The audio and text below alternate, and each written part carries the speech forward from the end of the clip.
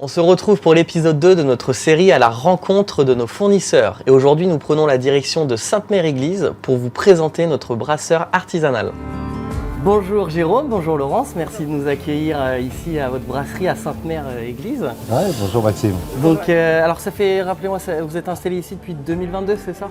2022, ouais, on a ouvert le 12 juillet 2022, 12 juillet. ici. D'accord. Ouais. Donc 2 ans maintenant. Voilà. Ouais, 2 ans maintenant. Et alors du coup, pour la petite histoire, d'où vous êtes venu l'idée de brasser de la bière, de créer ce concept bar aussi, puis de brasser de la bière surtout? Ouais. Alors moi j'étais chauffeur de car à l'époque, je faisais beaucoup d'international et quand j'ai goûté une Weissbier, une bière blanche allemande, je me suis dit ouais, c'est chouette, sympa, j'aimerais bien faire ma bière un jour, quoi, voilà, mais c'était comme ça, quoi, et puis c'était resté dans les tuyaux. Entre deux, on a acheté des campings. Ensuite, on a revendu le camping, on est parti sur la zone artisanale. Puis là, on a acheté une plus grosse production en 1000 litres. Et puis du coup, on a agrandi un peu. Donc de 300 mètres carrés à l'ancien bâtiment, on est passé à 2300 mètres carrés. On a créé un pub qui fait 200 mètres carrés.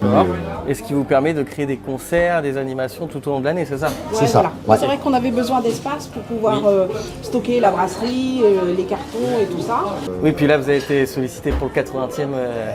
Donc là, il y a eu beaucoup de monde, j'imagine. Là, c'était vraiment... tout était braqué sur Sainte-Mère-Église. Écoutez, ce que je vous propose, c'est qu'on puisse aller visiter la brasserie, voir un petit peu comment ça se passe, comment on brasse une bière, parce que c'est vrai que c'est intéressant pour tout le monde, au-delà de la déguster déjà sur le Saint-Lô, de savoir comment elle est faite avant d'arriver sur le Saint-Lô. C'est ça. Donc c'est par ici que ça se passe, je C'est crois. par là. Eh ben, on va aller voir ça. Merci. Donc c'est ici que ça se passe. Voilà, donc tu as la partie production et la partie stockage d'un côté. D'accord. Hein, donc là, on a une belle vision sur les fermenteurs. Donc tu as la première cuve, on concasse le malt à l'extérieur. En fait, le malt va arriver en même temps dans la première cuve. C'est là où on va mélanger l'eau et le malt. Et c'est là où toute l'alchimie, où on va transformer l'amidon en sucre. On fait le brassage. Une fois, on passe dans la cuve centrale. Donc ça, c'est une cuve filtre où ça nous permet de séparer le malt. On appelle ça de la mèche. Hein, et nous, on récolte le mou. Le mou sucré repart après dans la première cuve. Et la première cuve va passer en cuve d'ébullition. Et quand on va arriver à 100 degrés, on va pouvoir mettre les houblons amérisants. Eux vont travailler pendant une certaine période. Ensuite, une fois qu'on a fait notre amérisant, on va passer à l'aromatique, le houblon aromatique qui va donner toute sa puissance avec les huiles essentielles. Et puis une fois que c'est fait, on va refroidir le mou instantanément par un échangeur à plaques.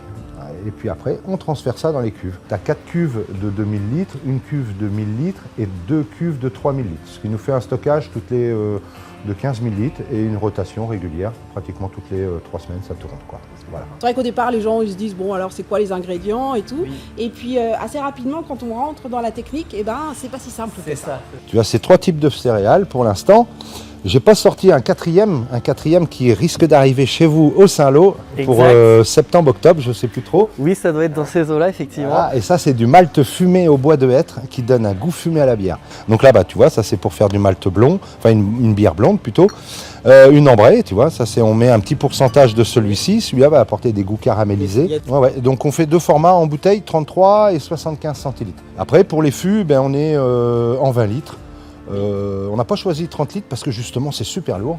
Donc, et puis nous ça nous arrange parce que pour aller ravitailler dans la cale, parce que les réserves sont sous le bateau dans la cale, donc effectivement c'est plus pratique. Hein, donc ici les bouteilles arrivent, elles sont étiquetées, on met la DLC aussi, la date limite de consommation, et puis les médailles si la bière a été primée. Hein, on a eu une petite 15e médaille cette année avec la bière brune, médaille d'or sur la brune au France Beer Challenge. Et puis de temps en temps, ce qu'on fait, les 2 premiers brassins de l'année, je fabrique du whisky. Ah.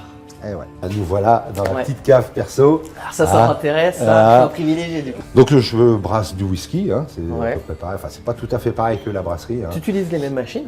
Ah oui. Ah ouais, d'accord. Ouais, carrément. Ouais. Voilà, donc là pour avoir du whisky, l'appellation whisky c'est 3 ans minimum.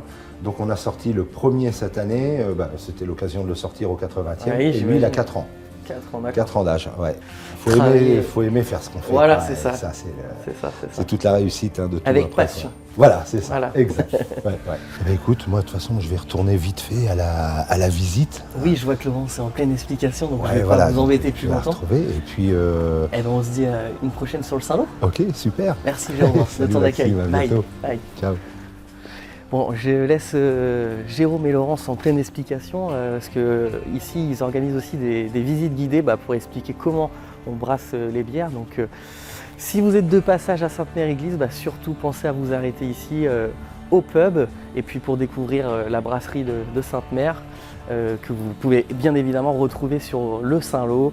Et puis moi je vais aller déguster la Viclande. Je crois qu'elle m'attend au bar parce que si je peux la déguster en avant-première, je vais pas me gêner.